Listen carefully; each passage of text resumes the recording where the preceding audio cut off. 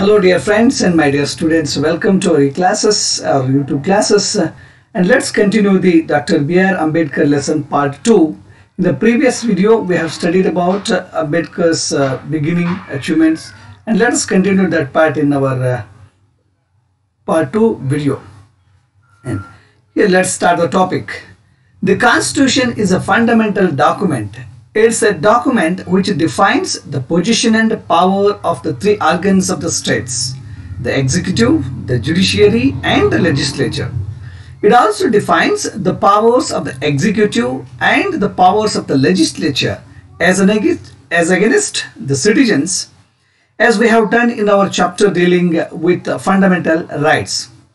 In fact, the purpose of a constitution is not merely to create the organs of the state, but to limit their authority, because if no limitation was imposed on them upon the authority of the organs, there will be complete tyranny and complete oppression. Means, here constitution is a fundamental document. ಇಲ್ಲಿ ಸಂವಿಧಾನ ಒಂದು ದೇಶದ ಮೂಲಭೂತ ದಾಖಲೆ ಇದು.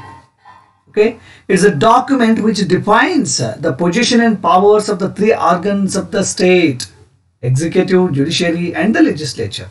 Okay, ಈ ಸಂವಿಧಾನ ಆ ಸಂವಿಧಾನದ ಮೂರು ಅಂಗಗಳಾದಂಥ ಶಾಸಕಾಂಗ, ನ್ಯಾಯಾಂಗ ಮತ್ತು ಕಾರ್ಯಾಂಗಕ್ಕೆ ತಮ್ಮದೇ ಆದಂಥ ಪೊಸಿಷನ್, ಅವಕ್ಕೆ ಇರ್ತಕ್ಕಂಥ ಪವರ್ ಅನ್ನ, ಅದು ಏನು something what we call the strength are the power of the three organs, ಆ ಮೂರು ಅಂಗಗಳಿರತಕ್ಕಂಥ ಒಂದು ಅಧಿಕಾರವನ್ನು ತಿಳಿಸುತ್ತೆ. It also defines the powers of the executive and the powers of the legislature as against the citizens. It also defines the powers of the executive and the powers of the legislature as against the citizens. ಇಲ್ಲಿ executive ಅಂದರೆ ಕಾರ್ಯಾಂಗ ಮತ್ತು ಶಾಸಕಾಂಗದ ಒಂದು ಕೆಲಸ ಏನಿದೆ, ಮತ್ತು ನಾಗರಿಕರಿಗೆ ಪ್ರಜೆಗಳ ಕರ್ತವ್ಯ ಏನು, ಅವುಗಳನ್ನು ಹೇಗೆ ನಿಯಂತ್ರಿಸಲಿಕ್ಕೆ ಸಾಧ್ಯ ಇದೆ ಅನ್ನೋದು something, everything is clearly mentioned in it. As we have done in our chapter dealing with fundamental rights, ನಮಗೆಲ್ಲ ಗೊತ್ತಿರುವ ಹಾಗೆ ನಮಗೆ we have some fundamental rights. Okay, according to that we have to act. In fact, the purpose of a constitution is not merely to create the organs of the state. ಇಲ್ಲಿ ಸಂವಿಧಾನದ ಕೆಲಸ ಕೇವಲ ಆ ಮೂರು ಅಂಗಗಳನ್ನು ಕ್ರಿಯೇಟ್ ಮಾಡಿ ಬಿಡೋದಲ್ಲ, ಜೊತೆಗೆ ಅವುಗಳಿಗಿರ್ತಕ್ಕಂಥ ಅಧಿಕಾರವನ್ನು ಕೂಡ ಲಿಮಿಟ್ ಮಾಡುವಂಥದ್ದು, ಅವುಗಳಿರ್ತಕ್ಕಂಥ ಪವರ್ನನ್ನು ಕೂಡ ಒಂದು ಲಿಮಿಟೇಷನ್ ಅಲ್ಲಿ ಲೀಡ್ ಮಾಡುವಂಥದ್ದು. If there is no limitation was imposed upon the authority, ಒಂದು ವೇಳೆ ನಾವು ಈ ಮೂರು ಅಂಗಗಳ ಮೇಲೆ ನಿರ್ಬಂಧವನ್ನು ವಿಧಿಸದೇ ಇದ್ದಿದ್ರೆ ಏನಾಗ್ತಾ ಇತ್ತು? There will be complete tyranny, means ದಬ್ಬಾಳಿಕೆ ಆಗ್ತಾ ಇತ್ತು. ಇಲ್ಲಿ whether it is tyranny from the executive or from the judiciary or from the legislature, because if they don't have the limitation, they will start acting according to their willness or according to their will. So that creates a lot of problems in the country. So keeping that in mind, they have imposed some limitations to the each organ, and complete oppression, ಇಲ್ಲಿ ಒಂಥರ ದಬ್ಬಾಳಿಕೆ, ಶೋಷಣೆ ಆಗ್ತಾ ಇತ್ತು. ಈ ಮೂರು ಅಂಗಗಳ ಮೇಲೆ ಒಂದು ನಿರ್ಬಂಧವನ್ನು ವಿಧಿಸದೆ ಹೋಗಿದ್ದಿದ್ರೆ ಇಲ್ಲಿ ಪ್ರಜೆಗಳ ಮೇಲೆ ಮತ್ತು ಒಂದು ಅಂಗದ ಮೇಲೆ ಇನ್ನೊಂದು ಅಂಗಕ್ಕೆ ಈ ತರಹದ ದಬ್ಬಾಳಿಕೆ, ಶೋಷಣೆ ನಡೀತಾ ಇತ್ತು ಅನ್ನೋದು ಅರ್ಥ. And let's look into the next paragraphs. Jawaharlal Nehru chose Dr. B.R. Ambedkar to be the first law minister of independent India. This was recognition of Dr. Ambedkar's skills in the field of law and legislation, as also a tribute to the vision of social justice, a vision which was sought to be infused into the new Indian polity. But for all, this was a tribute to the success of Dr. Babasaheb Ambedkar's own campaigns against the social injustice. Who could have dreamed that one born to a Mahar family would want to become not only the law minister of India, but a lawmaker and be held as the modern Manu? See, this is how.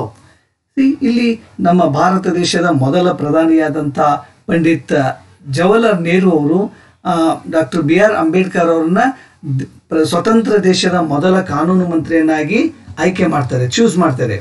ಇದು ಅವರಿಗೆ ಸಿಕ್ಕ ಅವರ ಜ್ಞಾನಕ್ಕೆ ಸಿಕ್ಕ ಒಂದು ಗುರುತಿಸುವಿಕೆ, ಅವರ ಜ್ಞಾನಕ್ಕೆ ಸಿಕ್ಕ ಒಂದು ಬೆಲೆ, ಅವರ ಸ್ಕಿಲ್ಲನ್ನು, ಅವರಲ್ಲಿರ್ತಕ್ಕಂಥ ಒಂದು knowledge of law and legislature, ಅದಕ್ಕೆ ಸಿಕ್ಕ ಒಂದು ದೊಡ್ಡ ಗೌರವ ಅಂತ ಹೇಳ್ಬೋದು. ಅವರಿಗೆ ಗೌರವ ಸಲ್ಲಿಸಿದಾಗ ಹಾಗೆ ಅವರಿಗೆ ಸೋಷಿಯಲ್ ಜಸ್ಟಿಸ್, ಈ ಸಾಮಾಜಿಕ ನ್ಯಾಯದ ಕುರಿತಾದಂಥ ಅವರ ಮನ ಏನು ತುಡಿತಾ ಇತ್ತು, ಆ ಮನ ತುಡಿತವನ್ನು ನೋಡಿ ಈ ಸೋಷಿಯಲ್ ಜಸ್ಟಿಸನ್ನು, ಸಾಮಾಜಿಕ ನ್ಯಾಯವನ್ನು ಕೊಡಲಿಕ್ಕೆ something, it become something an instrument to act according to his plans ಅಂತ. So influence to the Indian new polity, ನಮ್ಮ ಭಾರತ ದೇಶದ ಒಂದು ಪ್ರಜೆಗಳಿಗೆ ಅನುಕೂಲ ಮಾಡುವಂಥ ರೀತಿಯಲ್ಲಿ ಒಂದು ಕಾನೂನು ಮಂತ್ರಿಯಾಗಿ ಅವರನ್ನು ಆಯ್ಕೆ ಮಾಡ್ತಾರೆ. And but above all this was tribal to the success of doctor Ambedkar's own campaigns against the social injustice. ಅವರು ಸಾಮಾಜಿಕ ಅನ್ಯಾಯದ ವಿರುದ್ಧ ಏನು ಪ್ರಚಾರಗಳನ್ನು ಮಾಡ್ತಾ ಇದ್ರು, ಎಜುಟೇಷನನ್ನು ಮಾಡ್ತಾ, ಅದಕ್ಕೆ ಸಿಕ್ಕಂಥ ಇದು ಜಯ ಅಂತ ಹೇಳ್ಬೋದು ಅಂತ. And who could have dreamed that one born to Meher family would one day become not only the law minister but a lawmaker and be hailed as modern Manu? See, ನಾವ್ಯಾರೂ ಕೂಡ ಕನಸು ಮನಸ್ಸಲ್ಲಿ ಕೂಡ ಊಹಿಸಿರಲಿಲ್ಲ ಒಬ್ಬ ಮಹಾರ್ ಜಾತಿಯಲ್ಲಿ ಜನಿಸಿದಂಥ ಒಬ್ಬ ವ್ಯಕ್ತಿ ಈ ದೇಶದ ಕಾನೂನು ಮಂತ್ರಿ ಆಗ್ತಾನೆ, ಒಂದು ದಿನ ಈ ದೇಶದ ಕಾನೂನನ್ನೇ ಬರೀತಾನೆ ಅಂತ ನಾವ್ಯಾರೂ ಕೂಡ ಅದನ್ನು ಕನಸಲ್ಲಿ ಕೂಡ ಊಹಿಸಿರಲಿಲ್ಲ. ಆದರೆ ಆ ಕನಸು, ಆ ನನಸಾಯಿತು. Doctor B.R. ಅಂಬೇಡ್ಕರ್ ಅವರು ಜನಿಸಿದಾಗ ಅದು ನನಸಾಯಿತು. ಹಾಗೆ ನಾವು ಡಾಕ್ಟರ್ B.R. ಅಂಬೇಡ್ಕರ್ ಅವರನ್ನು ಆಧುನಿಕ ಮನು ಅಂತಲೂ ಕೂಡ ಕರೀಬಹುದೇ ಅನ್ನೋ ಒಂದು ಪ್ರಶ್ನೆಯನ್ನು ಕೂಡ ನೆಹರು ಅವರು ಹೇಳಿದ್ದಾರೆ ಅಂತ. And in the 4 decades and more since independence, much progress has been achieved in providing equality of opportunities to the people. Members of the scheduled castes find doors which had been closed to them for centuries being opened, and no legal bars exist today for self-expression of self-advancement. They are enrolling themselves in institutions of higher learning and entering public services. Okay, in the 4 decades means at the time of writing, ಸುಮಾರು ಇದನ್ನು ಬರೆದು ಸುಮಾರು ಸ್ವತಂತ್ರ ಸಿಕ್ಕ 40 ವರ್ಷದ ನಂತರ ವೆಂಕಟರಾಮನ್ ಅವರು ಇದನ್ನು ಬರೆದಿದ್ರು ಅನ್ಸುತ್ತೆ. ಅದಕ್ಕಾಗಿ ಇಲ್ಲಿ ಇನ್ ದ 4 decades ಅಂದರೆ 40 ವರ್ಷಾವಧಿಯಲ್ಲಿ ಅಥವಾ 4 ದಶಕಗಳಲ್ಲಿ, decade means it's a period of 10 years we can say. Okay, ಈ 4 ದಶಕಗಳಲ್ಲಿ ಸ್ವತಂತ್ರ ಸಿಕ್ಕ ನಂತರ ಬಹಳಷ್ಟು ಪ್ರಗತಿಯಾಗಿದೆ. ಆಮೇಲೆ ಸಾಮಾಜಿಕ ಸಮಾನತೆಯನ್ನು ಕೊಡಲಿಕ್ಕೆ, ಆಮೇಲೆ ಎಲ್ಲರಿಗೂ ಸರಿಸಮಾನವಾದಂಥ ಅವಕಾಶಗಳನ್ನು ನಮ್ಮ ಸಂವಿಧಾನ ಎಲ್ಲರಿಗೂ ಕಲ್ಪಿಸಿಕೊಟ್ಟಿದೆ ಅಂತ. Especially the members of the scheduled caste find doors which had been closed to them for centuries being opened. ಶತಮಾನಗಳ ಹಿಂದೆ ಈ ಶೆಡ್ಯೂಲ್ಡ್ ಕ್ಯಾಸ್ಟ್ ಅಂದರೆ ಪರಿಶಿಷ್ಟ ಜಾತಿಯ ವರ್ಗದ ಜನರಿಗೆ ಸಾಮಾಜಿಕ ನ್ಯಾಯ, ಸಮಾನತೆ ಮುಚ್ಚಿ ಹೋಗಿತ್ತು, ಮುಚ್ಚಿದ ಬಾಗಿಲಾಗಿತ್ತು. ಅದು ಅವರ ಪಾಲಿಗೆ ತೆಗೆದಂತಾಯಿತು. ಆ ಮುಚ್ಚಿದಂಥ ಬಾಗಿಲು ತೆಗೀತು ಅಂದರೆ ಅವಕಾಶಗಳು ಇಲ್ಲಿ ಅವರ ಮನೆಯ ಬಾಗಿಲಿಗೆ ಬಂತು ಅನ್ನೋದನ್ನ ಅರ್ಥದಲ್ಲಿ. And no legal bars exist today for self-expression of self-advancement. ಇವತ್ತು ನಮಗೆ ಅನಿಸಿದ್ದನ್ನು ನಾವು ಹೇಳ್ಬೋದು, ಸೆಲ್ಫ್ ಎಕ್ಸ್ಪ್ರೆಷನನ್ನು ಕೂಡಲೇ ಮಾಡಲಿಕ್ಕೆ ನಮಗೆ ಹಕ್ಕಿದೆ. ನೋ ಲೀಗಲ್ ಬಾರ್ಸ್ ಎಕ್ಸಿಸ್ಟ್, ಅದಕ್ಕೆ ಯಾವುದೇ ಕಾನೂನಿನ ಅಡೆತಡೆಗಳಿಲ್ಲ. ಹಾಗೆ they are enrolling themselves in institutions of higher learning and entering public services. ಇವತ್ತು ಅವರು ಕೂಡ ಆ ಪರಿಶಿಷ್ಟ ಜಾತಿಗೆ ಸೇರಿದಂಥ ಎಲ್ಲರೂ ಜನ ಕೂಡ ಇವತ್ತು ಹೈಯರ್ ಎಜುಕೇಷನ್ ಮಾಡ್ತಾ ಇದ್ದಾರೆ. ತಮ್ಮದೇ ಆದಂಥ ಸಾರ್ವಜನಿಕ ಸೇವೆಯಲ್ಲಿ ತೊಡಗಿಸಿಕೊಂಡಿದ್ದಾರೆ. ಹೆಚ್ಚು ವ್ಯಾಸಂಗಕ್ಕಾಗಿ ದೊಡ್ಡ ಎಕ್ಸಾಮ್ಸನ್ನು, ಕಾಂಪಿಟೇಟಿವ್ ಎಕ್ಸಾಮ್ಸನ್ನು ಎಲ್ಲದರಲ್ಲೂ ಕೂಡ ಸರಿಸಮಾನವಾದಂಥ ಅವಕಾಶಗಳನ್ನು ಪಡ್ಕೊಂಡು ಇವತ್ತು ಅವರು ನಮ್ಮೆಲ್ಲರಂತೆ ಅವರು ಕೂಡ ಸರಿಸಮಾನಾಗಿ ಹೋರಾಟವನ್ನು ಮಾಡ್ತಾ ಇದ್ದಾರೆ ಅನ್ನೋ ಅರ್ಥದಲ್ಲಿ ಆರ್ ವೆಂಕಟರಾಮನ್ ಅವರು ಹೇಳಿದ್ದಾರೆ ಅಂತ. And they have come to occupy high offices of state both at the center and in the states. ಇಲ್ಲಿ ಅವಕಾಶ ಸಿಕ್ಕ ನಂತರ ಇಲ್ಲ ರಾಜ್ಯ ಸರ್ಕಾರದಲ್ಲಾಗಲಿ ಕೇಂದ್ರ ಸರ್ಕಾರದಲ್ಲಾಗಲಿ ಅವರು ಕೂಡ ಸರ್ಕಾರದ ಕಚೇರಿಗಳಲ್ಲಿ ಒಂದು ಹೈಯರ್ ರ್ಯಾಂಕ್ ಆಫೀಸರ್ಸ್ ಆಗಿ ಕೆಲಸವನ್ನು ಮಾಡ್ತಾ ಇದ್ದಾರೆ ಅಂತ.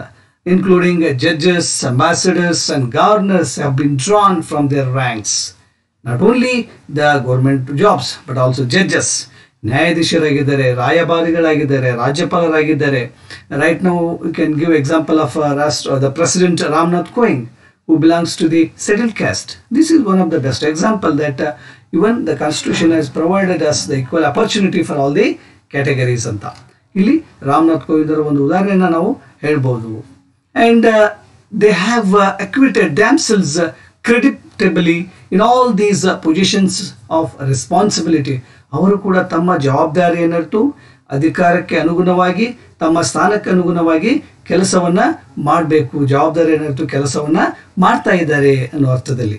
And yet much remains to be done on the social plane.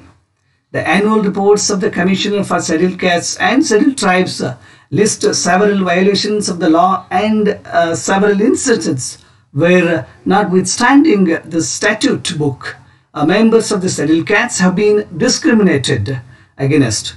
And Dr. B.R.AMBEDKAR's work will be truly complete only when social discrimination is completely eliminated from our society. See, and yet ಇಷ್ಟೆಲ್ಲ ಆದರೂ ಕೂಡ ಕಾನೂನಲ್ಲಿ ಇಷ್ಟೆಲ್ಲ ಅವಕಾಶಗಳಿದೆ, ಸರಿಸಮಾನ ಆದರೂ ಕೂಡ ಕೆಲವೊಂದಿಷ್ಟು ಇನ್ನೂ ಹಳ್ಳಿಗಳಲ್ಲಿ ಬೇರೆ ಬೇರೆ ಸ್ಥಳಗಳಲ್ಲಿ ಈ ಪರಿಶಿಷ್ಟ ಜಾತಿಗೆ ಸೇರಿದ ಜನರ ವಿರುದ್ಧ ಒಂದು ರೀತಿಯ something what we can say ಇನ್ನೂ ನಿರ್ಲಕ್ಷ್ಯತೆಯನ್ನು ತೋರ್ತಾ ಇದ್ದಾರೆ ಜನರು ಅಂತ.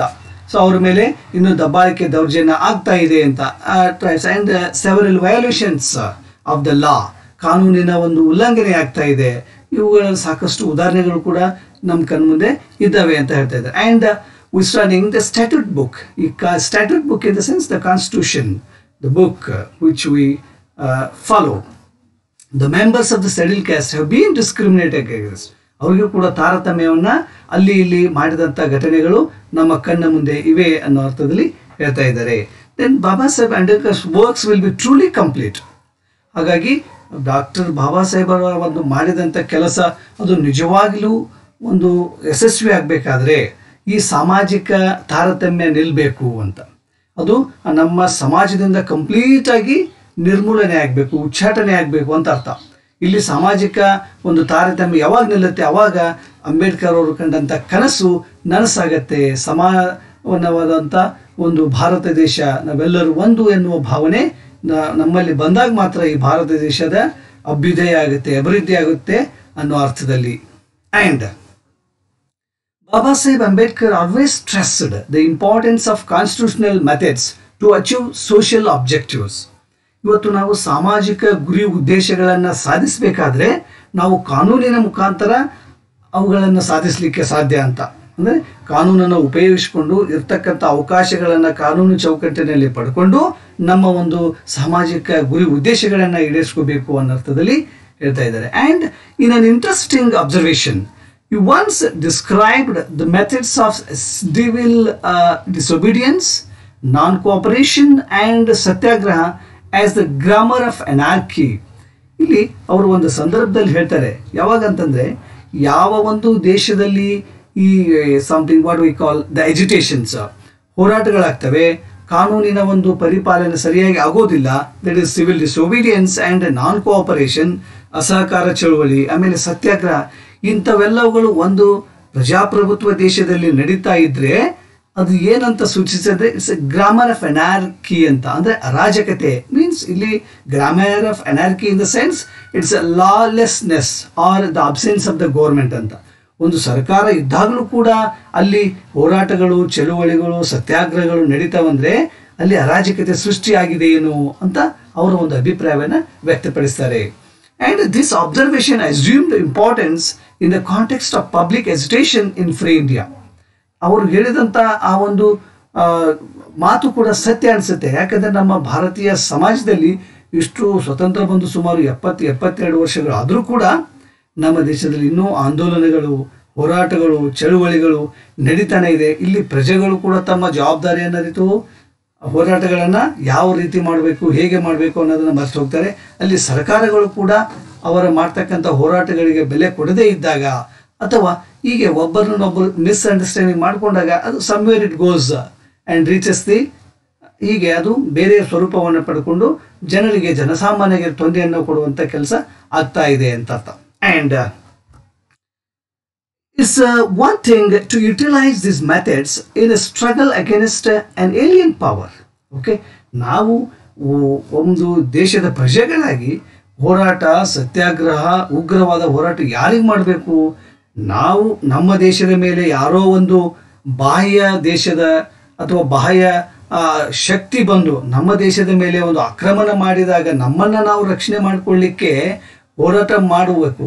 ಆದರೆ ನಮ್ಮಲ್ಲಿ ಪ್ರಜಾಪ್ರಭುತ್ವದಲ್ಲಿ ನಮ್ಮವರ ವಿರುದ್ಧ ನಾವು ಹೋರಾಟ ಮಾಡೋದು ಇದು ಎಷ್ಟರ ಮಟ್ಟಿಗೆ ಸರಿ ಅನ್ನೋ ಅರ್ಥದಲ್ಲಿ it's a meaning. And the right to rebellion is recognized against a government without people's consent, to be it alien or national dictatorship. Okay, see, the right to rebellion is recognized against a government without people's consent, to be it alien or national dictatorship, but not in democracy based on free and fair elections.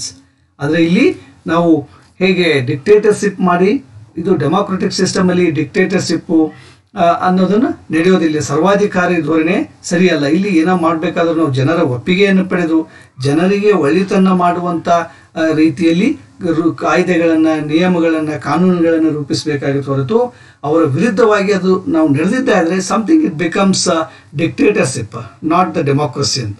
ಆದರೆ ಡೆಮೋಕ್ರಸಿಯಲ್ಲಿ ಈ ಥರದ್ದು ಅವಕಾಶಗಳಲ್ಲಿ ಇಲ್ಲಿ ಏನಿದ್ರು free and fair election ಆಗಬೇಕು.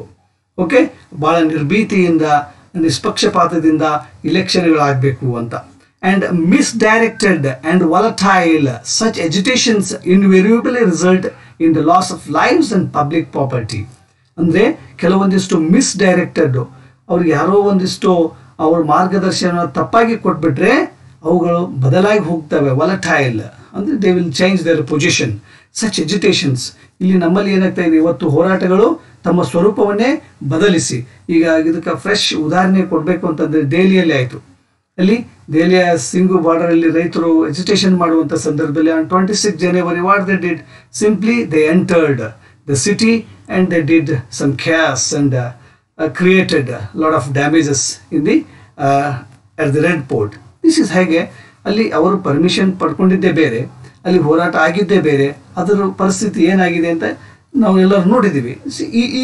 It should not happen ಅಂತ. ಈ ಥರದ ಒಂದು ಗಲಾಟೆಯಾಗಲಿ, ಈ ಥರದ ಹೋರಾಟಗಳಾಗಲಿ, ಇವು ಪಬ್ಲಿಕ್ ಸಾರ್ವಜನಿಕ ಆಸ್ತಿ ಮತ್ತು ಜನರ ಜೀವನಕ್ಕೆ ಧಕ್ಕೆಯನ್ನು ತರುವಂಥ ಯಾವುದೇ ಒಂದು ಎಜಿಟೇಷನ್, ಸ್ಟ್ರೈಕ್ಸ್ ಅದು ಒಪ್ಪತಕ್ಕದ್ದಲ್ಲ. ಈ ಸಂವಿಧಾನದಲ್ಲಿ ಇದು ನಿಷೇಧ ಇದೆ ಅನ್ನೋ ಅರ್ಥದಲ್ಲಿ. And about 2500 years ago, the Buddha had questioned the caste divisions in India. He said the only valid divisions are divisions between those who are noble and wholesome and those who are ignoble and unwholesome. And the Tamil poetess Avai had said similarly that there are only two castes in the world, namely the charitable who give and are superior, and the misers who do not and are therefore inferior. ಸುಮಾರು 2500 ವರ್ಷಗಳ ಹಿಂದೆ ಗೌತಮ್ ಬುದ್ಧ ಅವರು ಕೂಡ ಈ questioned caste divisions in India, ನಮ್ಮ ಭಾರತದಲ್ಲಿ ಜಾತಿ ಪದ್ಧತಿಯನ್ನು, ಜಾತಿ ವ್ಯವಸ್ಥೆಯನ್ನು 2500 ವರ್ಷಗಳ ಹಿಂದೆಯೇ ಗೌತಮ್ ಬುದ್ಧ ಅವರು ಪ್ರಶ್ನಿಸಿದ್ರು. Okay, and he said the only valid divisions between those are no. ಅವ್ರು ಹೇಳಿದ್ರು ಇಲ್ಲಿ ಕೇವಲ ಎರಡು ನಾವು ವರ್ಗಗಳನ್ನು ಮಾಡ್ಬೋದು ಅಂತ. ಅದು ಯಾವುದು ಅಂತಂದರೆ the only valid divisions are the divisions between those who are Nobel and wholesome. Okay, Nobel ಅಂತಂದರೆ ಜ್ಞಾನವನ್ನು ಹೊಂದಿರತಕ್ಕಂಥವರು, ಶ್ರೇಷ್ಠರು, ಮಹಾನುಭಾವರು, ಪರಿಪೂರ್ಣ ಜ್ಞಾನವನ್ನು ತಿಳಿದುಕೊಂಡವರು ಅಂತ. And those who are Ig Nobel, ಜ್ಞಾನವಂತರು, ಅಜ್ಞಾನವಂತರು, ಪೂರ್ಣರು, ಅಪೂರ್ಣರು ಅನ್ನೋ ಅರ್ಥದಲ್ಲಿ ಅವರು ಅವಾಗ ಒಂದು ವ್ಯವಸ್ಥೆಯನ್ನು, ವರ್ಗವನ್ನು ಮಾಡಬೇಕು ಅನ್ನೋ ಅರ್ಥದಲ್ಲಿ ಹೇಳಿದರು ಅಂತ. And the Tamil poet away had shed, ಅಲ್ಲಿ ತಮಿಳಿನ ಒಂದು ಕವಿಯತ್ರಿ ಅವೈ ಅವರು ಕೂಡ ಏನು ಹೇಳಿದ್ದಾರೆ ಅಂದರೆ, there are only 2 castes in the world. ಜಗತ್ತಿನಲ್ಲಿ ಕೇವಲ 2 ಜಾತಿಗಳೇ. ಅವು ಯಾವುದು ಅಂತಂದರೆ the charitable who give and are superior, ಯಾರು ಸೇವಾ ಮನೋಭಾವನೆ ಇರ್ತದಲ್ಲ ಅವರು ಶ್ರೇಷ್ಠ ಜಾತಿಯವರು. And the misers who do not and are therefore inferior ಅಂತ. ಓಕೆ, ಯಾರಿಗೆ ಮಿಸರ್ಸ್ ಇರ್ತಾರೆ ಅವರು ಅವ್ರ ಕಡೆಯಿಂದ ಏನು ಮಾಡೋಕ್ಕಾಗೋದಿಲ್ಲ. therefore they are called as inferior ಅಂತ, and the superior inferior ಈ ಅರ್ಥದಲ್ಲಿ the Tamil poet Avai had said. And let's look into the other. Throughout the course of Indian history, great sages and saints exposed the hollowness of these divisions and sought to bring all the communities of India together in a creative partnership. But caste, by virtue of its power structure, showed it to be firmly entrenched. See, throughout the course of Indian history, ನಾವು ಇತಿಹಾಸದ ಭಾರತದ ಇತಿಹಾಸದ ಪುಟಗಳನ್ನು ತೆಗೆದು ನೋಡಿದಾಗ great sages and saints, ಮಹಾನ್ ಸನ್ಯಾಸಿಗಳು, ಮಹಾನ್ ಋಷಿವರ್ಯರು, ಅವರು ಈ ಜಾತಿಯ ಒಂದು ಕೆಟ್ಟ ಪದ್ಧತಿಯನ್ನು, ಆಚರಣೆಯನ್ನು, ಇದನ್ನು ಎಲ್ಲವನ್ನ ತೊರೆದು ಎಲ್ಲ ಸಮುದಾಯಗಳು ಒಟ್ಟಿಗೆ ಸೇರಿ ಕೆಲಸ ಮಾಡಬೇಕು ಅಂತ. See that all the communities of India together in a creative partnership.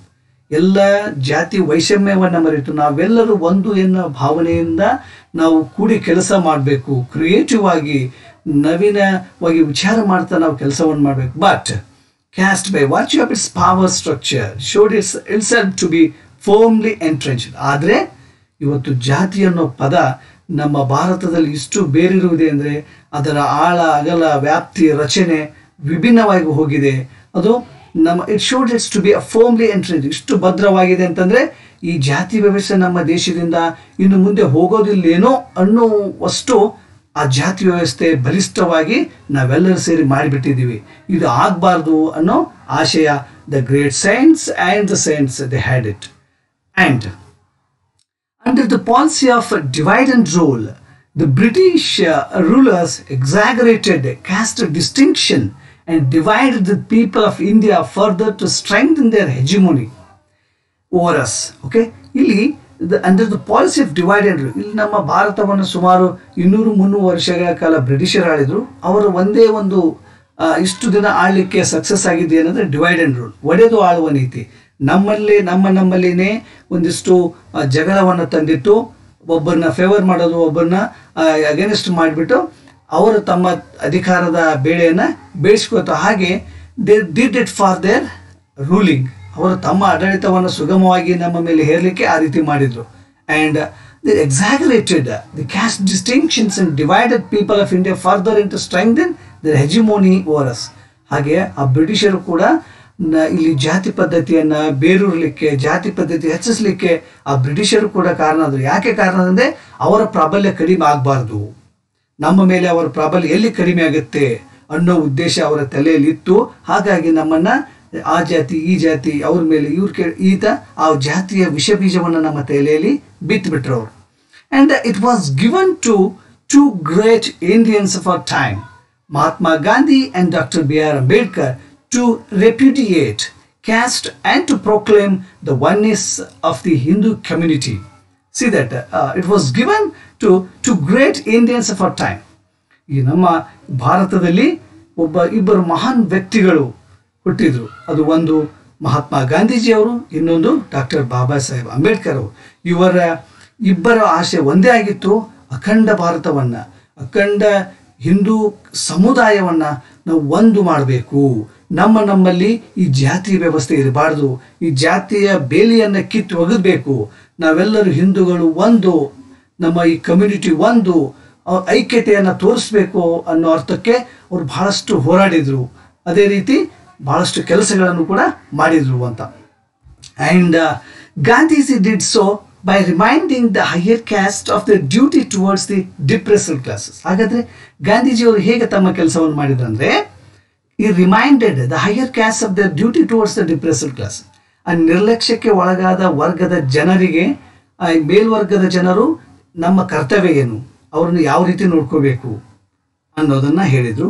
At the same time doctor B.R. Ambedkar did the same by reminding them their right, their inherent rights to equality with higher and more powerful castes.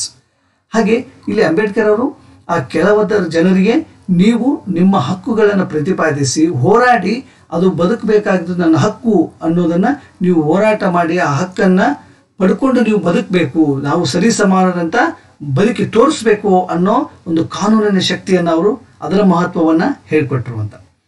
And rights, equality with a higher and more powerful caste, and one stressed the duties and the other stressed the rights together. ಇಲ್ಲಿ ಒಬ್ಬರು ನಮ್ಮ ಮೇಲ್ಜಾತಿಯ ಕರ್ತವ್ಯ ಏನಾಗಿದೆ ಕೆಳವರ್ಗದ ಜನರಿಗೆ ಅದನ್ನ ಒತ್ತಿ ಹೇಳಿದ್ರು, ಇನ್ನೊಬ್ಬರು ನಮ್ಮ ಮೂಲಭೂತ ಹಕ್ಕುಗಳನ್ನು ಅದನ್ನು ನಾವು ಯಾವ ರೀತಿ ಪಡ್ಕೋಬೇಕು ಅನ್ನೋದನ್ನ ಅದಕ್ಕೆ ಒತ್ತನ್ನು ನೀಡಿ ಹೇಳಿದರು. And they bought about a veritable revolution in social thought. ನಿಜವಾಗೂ ಹೇಳಬೇಕಂತಂದ್ರೆ ಭಾರತದಲ್ಲಿ ಒಂದು ಅತ್ಯದ್ಭುತವಾದ ಬದಲಾವಣೆಯನ್ನು, ರೆವಲ್ಯೂಷನನ್ನು, ಕ್ರಾಂತಿಯನ್ನು, ಈ ಸಾಮಾಜಿಕ ಚಿಂತನೆಯಲ್ಲಿ ದೊಡ್ಡದಾದ ಬದಲಾವಣೆಯನ್ನು, ಕ್ರಾಂತಿಯನ್ನು ಮಾಡಲಿಕ್ಕೆ ಈ ಮಹಾನುಭಾವರು ಮುಂದೆ ಬಂದರು, ಆ ಒಂದು ಕ್ರಾಂತಿಯನ್ನು ಮಾಡಿದ್ರು ಕೂಡ.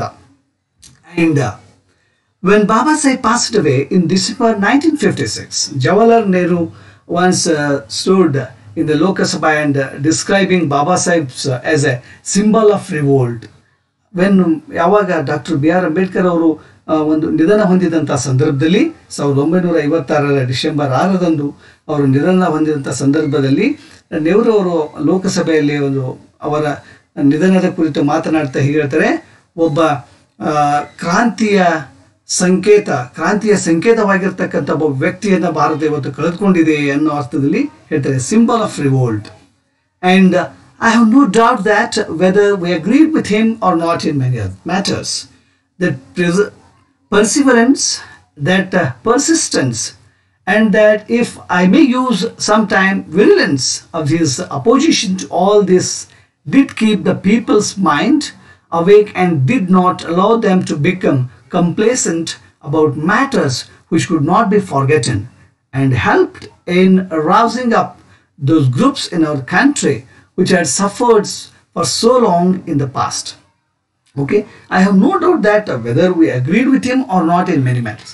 ಆದರೆ ಜವಾಹರ್ಲಾಲ್ ನೆಹರು ಅವರು ಅದನ್ನು ಹೇಳಿದ್ರು, ನಾವು ಕೆಲವೊಂದಿಷ್ಟು ವಿಷಯಗಳಲ್ಲಿ ಡಾಕ್ಟರ್ B.R. ಅಂಬೇಡ್ಕರ್ ಅವರನ್ನು ಒಪ್ಪಬಹುದು ಅಥವಾ ಒಪ್ಪದೇ ಇರ್ಬೋದು, ಆದರೆ ಅವರ ದೃಢ ಮತ್ತು ಅವಿರತ ಯತ್ನ ಐತಲ್ಲ, perseverance and that persistence, continuous ಆಗಿ ದೃಢ ಆತ್ಮವಿಶ್ವಾಸದಿಂದ ಅವಿರತ ಯತ್ನದಿಂದ, ಅಂದರೆ ಅವರು ತಮ್ಮ ಪ್ರಯತ್ನ ಎಂದೂ ಕೆಳಗಾಗಲಿಕ್ಕೆ ವೀಕ್ ಆಗಲಿಕ್ಕೆ ಬಿಡಲೇ ಇಲ್ಲ, ಕಂಟಿನ್ಯೂಸ್ ಎಫರ್ಟ್ ಮಾಡಿ ಈ ಒಂದು ಕಾನೂನನ್ನು ಮಾಡಿ ಅಲ್ಲಿ ಶೋಷಿತ ವರ್ಗಕ್ಕೆ ಧ್ವನಿಯಾಗಿ ಅವರಿಗೆ ಸರಿಸಮಾನವಾದಂಥ ಅವಕಾಶವನ್ನು ಕಲ್ಪಿಸಿಕೊಟ್ಟಲ್ಲ, ಅದರ ಒಂದು ಮಹತ್ವದ ಕುರಿತು ಅಲ್ಲಿ ನೆಹರು ಅವರು ಆ ಒಂದು ಲೋಕಸಭೆಯಲ್ಲಿ ಹೇಳ್ತಾ ಇದ್ರು ಅಂತ.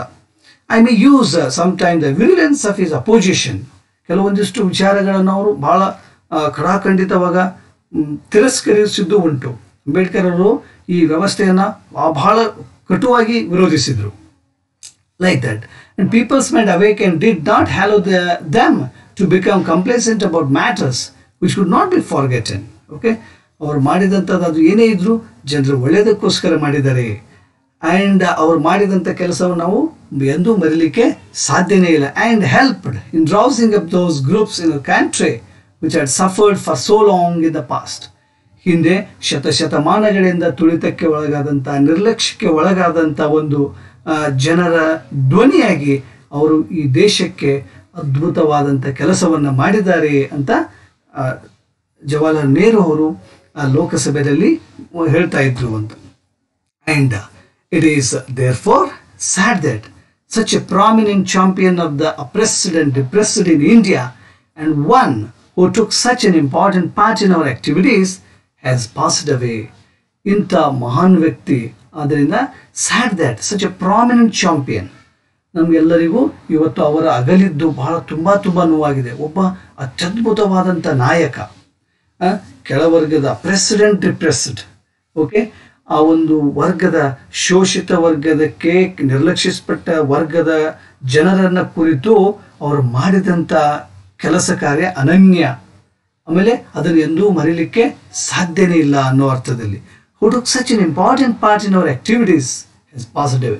ಇಂಥ ಅತ್ಯದ್ಭುತವಂತ ಕೆಲಸವನ್ನು ಮಾಡಿದಂಥ ವ್ಯಕ್ತಿ ಇವತ್ತು ನಮ್ಮನ್ನಗಲಿ ಹೋಗಿದ್ದಾರೆ ಅಂತ ಅವರು ಆ ಲೋಕಸಭೆಯಲ್ಲಿ ಹೇಳ್ತಾ ಇದ್ರು.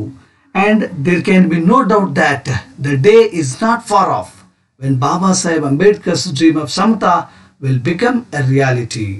ಮತ್ತು ನನಗನ್ಸುತ್ತೆ ಏನು ಅಂತಂದರೆ there can be no doubt that, ನಮ್ಮೆಲ್ಲರಿಗೂ ಸಂಶಯ ಬೇಡ, ಮುಂದೊಂದಿನ ಡಾಕ್ಟರ್ ಬಾಬಾ ಸಾಹೇಬ್ ಅಂಬೇಡ್ಕರ್ ಅವರು ಕಂಡಂಥ ಈ ಸಮತಾ ನಮ್ಮ ದೇಶದಲ್ಲಿ ಸಮಾನತೆ, ಸೋದರತೆ, ನಾವೆಲ್ಲರೂ ಜಾತಿ ವ್ಯವಸ್ಥೆಯನ್ನು ಮರೆತು ನಾವೆಲ್ಲರೂ ಒಂದೇ ಮಾನವ ಜಾತಿಗೆ ಸೇರಿದವರು ಅಂತ ಎಂದು ಹೆಮ್ಮೆಯಿಂದ ಹೇಳ್ಕೋತೀವಿ. ಅವತ್ತು ನಿಜವಾಗಿಯೂ ಅಂಬೇಡ್ಕರ್ ಅವರು ಕಂಡಂಥ ಒಂದು ಸಮಾನತೆಯ ಭಾರತ ಭವ್ಯ ಭಾರತವಾಗಿ ಹೊರಹೊಮ್ಮುತ್ತೆ, ಅವರ ಕನಸು ಕೂಡ ಈಡೇರುತ್ತೆ ಅನ್ನೋದು ಈ ಒಂದು ಪಾಠದ ಸಾರಾಂಶ. I hope that I tried my level best to reach you. If you find any mistakes or suggestions, please feel free to share with me.